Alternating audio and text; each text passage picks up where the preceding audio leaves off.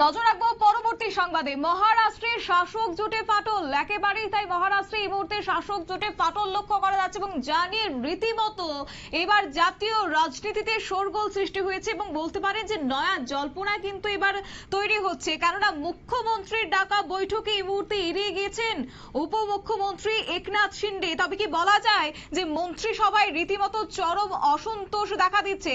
যাব বিস্তারিত, আমাদের সঙ্গে রয়েছে প্রতিনিধি বিশ্বজিৎ দেব। বিশ্বজিৎ দা, মহারাষ্ট্রে শাসক জোটে এক প্রকার ফাটল এবং তারই মধ্যে মুখ্যমন্ত্রীকে এড়িয়ে এবার গেলেন উপমুখ্যমন্ত্রী একনাথ শিন্ডে, কিন্তু কেন, কি রয়েছে আপডেট? বিষয়টা হচ্ছে মহারাষ্ট্রের বর্তমানে যে বিষয়টি লোকচক্ষুর সামনে আসছে সেটা হচ্ছে মুখ্যমন্ত্রী বনাম উপমুখ্যমন্ত্রী। অর্থাৎ আজকে যিনি মুখ্যমন্ত্রী আছেন দেবেন্দ্র ফডনবিস, একটা সময় তিনি উপমুখ্যমন্ত্রী ছিলেন, এবং বর্তমানে যিনি মুখ্যমন্ত্রী আছেন একনাথ শিন্ডে, একটা সময় তিনি মুখ্যমন্ত্রী ছিলেন।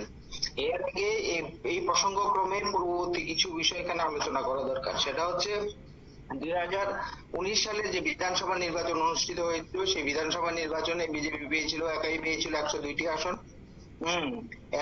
তারপর তাদের জোট সঙ্গী শিবসেনা পেয়েছিল 56টি আসন। কিন্তু মুখ্যমন্ত্রী পদ নিয়ে কারাকারি একটা সময় সেখানে কংগ্রেস, শিবসেনা এবং এনসিপি জোট সেখানে সরকার গঠন করেছিল, এবং একটা সময় তার পরবর্তী সময় কিন্তু সেই এনসিপি জোট এবং সেই শিবসেনা জোট থেকে বেরিয়ে এসে একনাথ শিন্ডে মুখ্যমন্ত্রী হয়েছিলেন বিজেপির সমর্থনে। এরপর 2024 সালে যে হাই ভোল্টেজ বিধানসভা নির্বাচন অনুষ্ঠিত হয়েছিল, সেই বিধানসভা নির্বাচনে বিজেপি একাই পেয়েছে 132টি আসন। সেখানে শিবসেনায় একনাথ শিন্ডে গোষ্ঠী পেয়েছে 57টি আসন, এবং এনসিপি ও অজিত পাওয়ার গোষ্ঠী পেয়েছে 41টি আসন।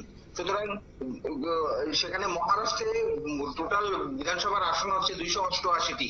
এর মধ্যে এত ল্যান্ডস্লাইড বৃদ্ধির পরেও কিন্তু সেই জোটের মধ্যে জোট নিয়ে কিন্তু বর্তমানে কথা, সেখানে বিভিন্ন কথা উঠছে তাদের মধ্যে, যে আন্ডারস্ট্যান্ডিং এর কিছু একটা গ্যাপ দেখা যাচ্ছে, এই নিয়ে কিন্তু কথা উঠছে। মহারাষ্ট্রের 288টি বিধানসভা, 288টি আসনের মধ্যে 145টি আসন হচ্ছে ম্যাজিক ফিগার। এই দিক থেকে চিন্তা করলে যে বিজেপি একাই রয়েছে 132টি আসন, অর্থাৎ সেখানে বিজেপি কিন্তু ইচ্ছে করলেই সেখানে অন্যরা যদি সমর্থন যদি নাও করে, বিজেপি যেভাবে হোক সেখানে কিন্তু সরকার গঠন করতে পারবে।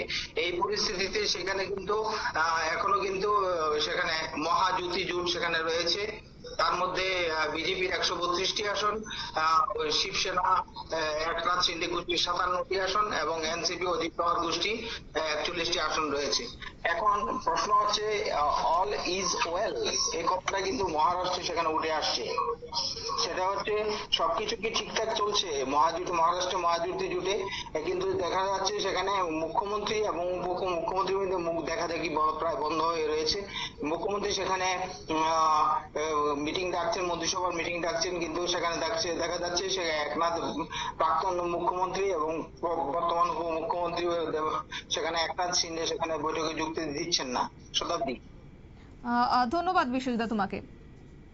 অর্থাৎ মহারাষ্ট্রের যে ছবি, তাকে কেন্দ্র করে রীতিমতোই বলা যায় যে অল ইজ নট ওয়েল, অন্তত মহারাষ্ট্রের ক্ষেত্রে। কেননা এবার মুখ্যমন্ত্রী ভার্সেস উপমুখ্যমন্ত্রী, এবং সেক্ষেত্রে মুখ্যমন্ত্রীর ডাকা বৈঠকে রীতিমতো এড়িয়ে গেলেন উপমুখ্যমন্ত্রী একনাথ শিন্ডে। তবে যাই হোক, আগামী দিনে যে নতুন করে জাতীয় রাজনীতিতে শোরগোল সৃষ্টি হবে সেটা কিন্তু আর বলার অপেক্ষা রাখে না।